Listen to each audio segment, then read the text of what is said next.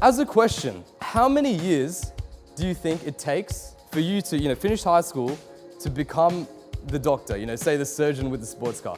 Now, I've got 3 considerations here that you guys need to remember when you're, picking this career. Now, the first one is that medicine is a long study path. Usually the figures I get is kind of like 5 years, 6 years, something like that. And it's actually, between 10 and 12 years, right? Now, what is the study path that we have here?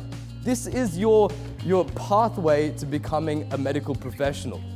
Now, you start with the Bachelor of Medicine, Bachelor of Surgery degree, or the Doctor of Medicine degree, as a lot of postgraduate universities are moving towards, right? And that's about 5 to 7 years. You guys will be studying that for 5 to 7 years, depending on where you go.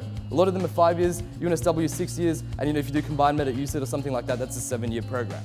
Then after that, what you become is an intern. And an intern is a doctor in training. You're still not even a registered doctor at this stage. You're working in the hospital, and what you're doing is you're working hard to apply the knowledge that you learnt in medical school to real life, situations, right? And it's a big jump in that sense. Most people, after the intern year, now do another year, at least another year, which is called residency. It's a more senior internship position. And what they're doing in those 2 years is that they're, sitting exams and they're applying for their speciality. Right? So say if you wanted to be a general practitioner, you're going to be applying to the Royal Australian College of General Practitioners to become a general practitioner. If you want to be, a pediatrician, you got to apply to the appropriate college for that as well. You might need to sit an exam, you probably need to sit an interview, you need to referees report, things like that. And that's what you're doing in those 2 years along with working. And then what happens when you're accepted into that program? Say if you wanted to be a general practitioner, you become a general practitioner registrar.